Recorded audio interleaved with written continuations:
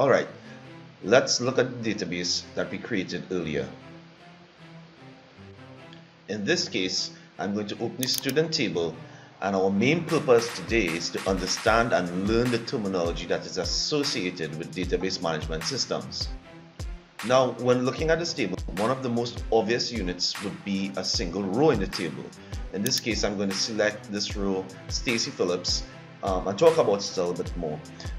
A single row in a database table is called a record. It really represents a real-life record, a record of information about a real-life entity. In this case, a record of a student. We can see that the student has a last name of Phillips, a first name of Stacy, and a date of birth. Well, that is very recent.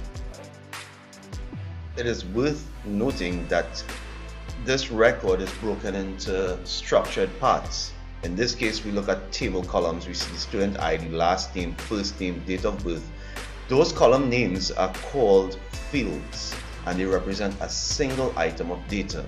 So we could say a record is a collection of related fields about a physical entity. So fields are table columns themselves. However, if we look at the structure of our table, and this is done by opening it in design view, we see that in creating our database, we decided upon the structure for our table. So we didn't think about it as rows and columns at that point in time. At that point in time, we thought of, what are the bits of information? What are the attributes or fields that I need to record about a student? And here we see that fields can be restricted to being a particular data type. We saw before that auto number would only allow for number data in the fields and automatically incremented as we add new records. We'll get to that a little bit later.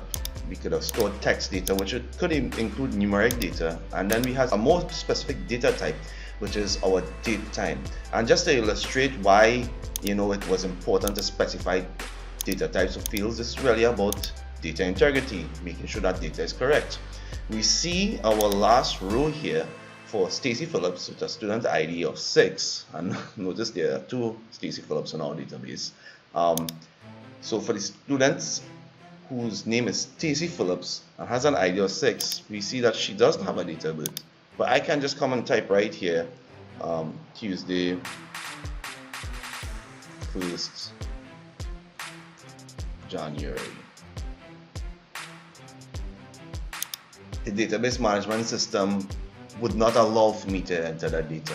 I must enter it in a specified format, and we can see that the format is shown in the data found above the rows over here. What is really good about Microsoft Access, it allows us to use the date picker to select a date that represents the birthday of this person, and data is stored in a correct format. So once again, data integrity is preserved simply because we are only allowed to enter the data in a particular format. It's always expected to be a date.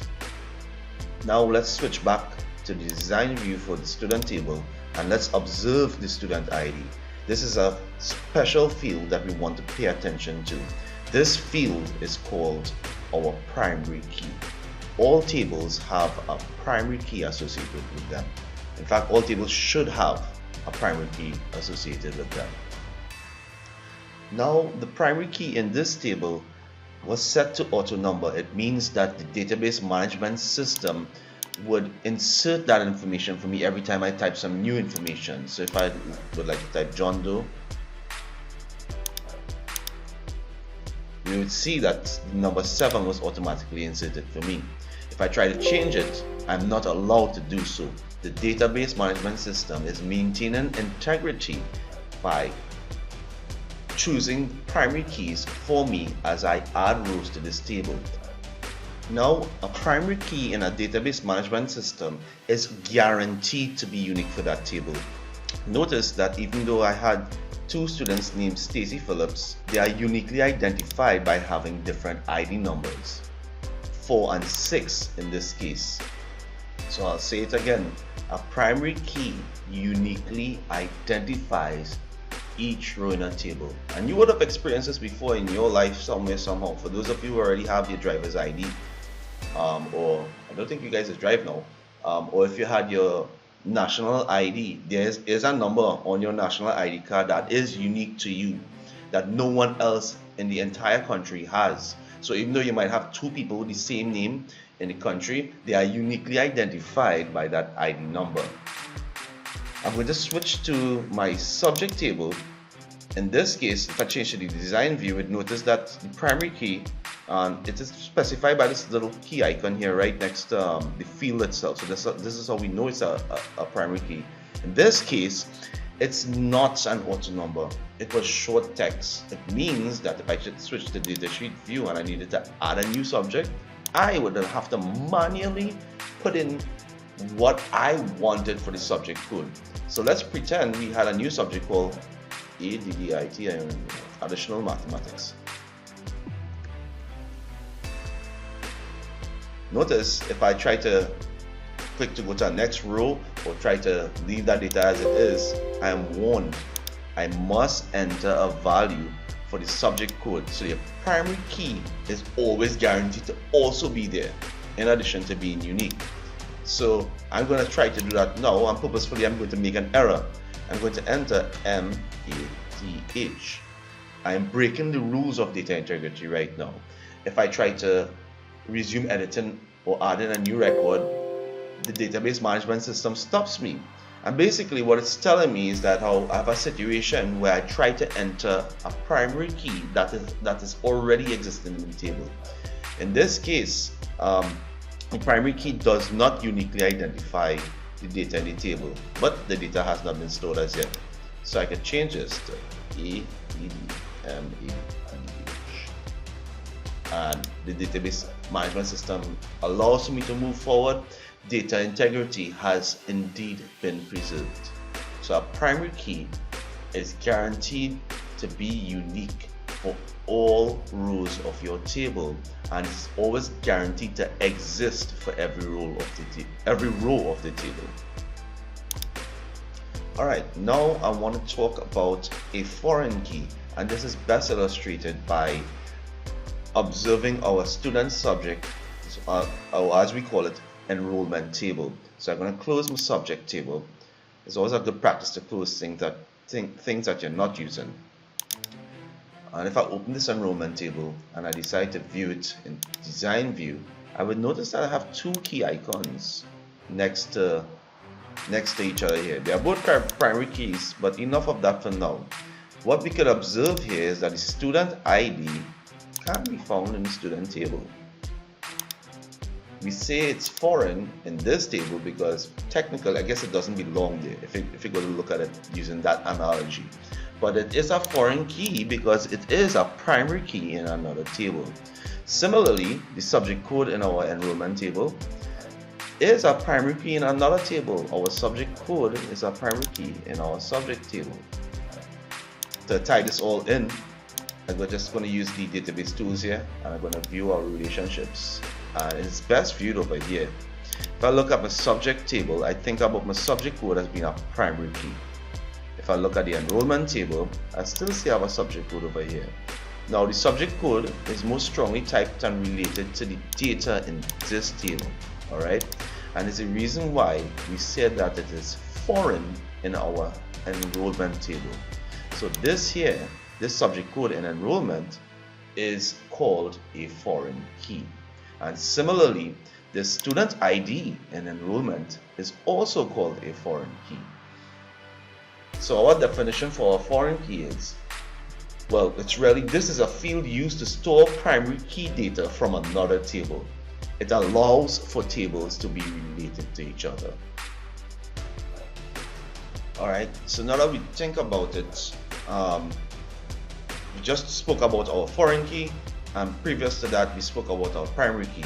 So there's a primary key and there's a foreign key. Both of them are keys, right? So what really are keys? Keys are really special fields that are used to represent another group of data. I can safely say from my subject table that I have here in the relationship that the subject code, yes, it uniquely identifies a subject, but it represents a group of data, and the group of data could be the subject as well as its description. Similarly, from a student, I have the student ID which is a key. right? But it really represents a group of information that consists of the last name, the first name, and the date of birth of a student. Yes, it does uniquely identify a student in the student table, but in this case, I want you to think about a key, generally speaking, is used to represent a group of data.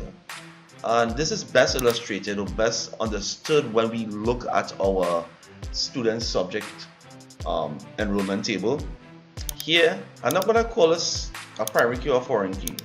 I could look at it and say, listen, if I see a subject code of IT, all right, I could always go back to the subject table, look for that subject code IT, and know that the name of the subject is information technology. So if I wanted to look up subject names and I just had the subject code alone, I could come to this table and I could actually look it up.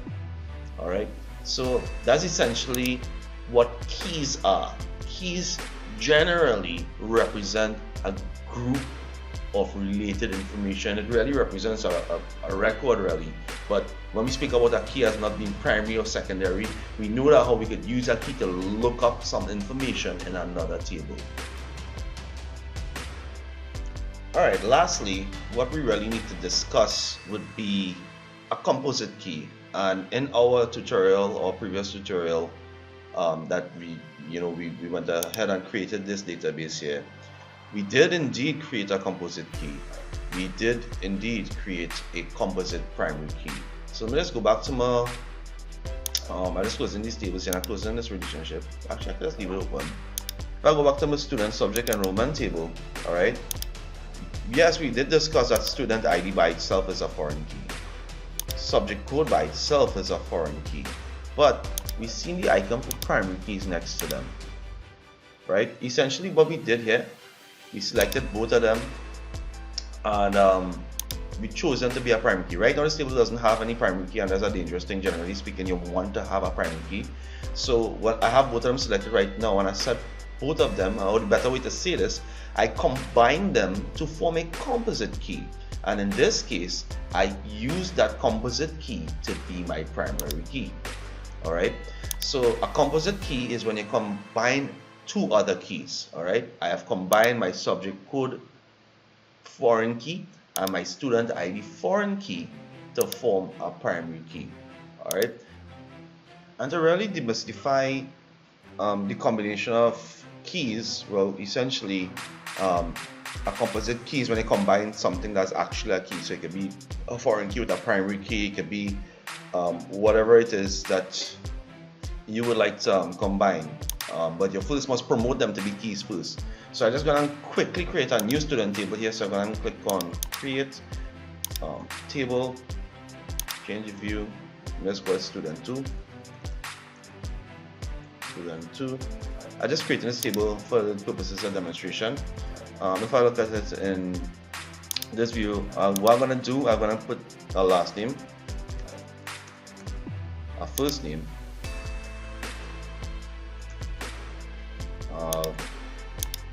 and then I guess a date of birth. Let's set it as date time one time here, or date time, date of birth. Let's put DOB. So DOB is the date of birth, right? I can go ahead now and just delete this key here. Alright, so now this table does not have any primary key. I could be concerned, I could now promote these three different fields that I have over here and combine them to form a primary key. So right now they are not keys, they are simply just fields, right? So two things are going to happen in one step. I'm just going to select them and then click on primary key. So what I have here is a composite primary key. I'm using three fields that are being used to uniquely identify each row in this table. One could probably make the assumption that a student, no two students who are born on the same day might have the same name.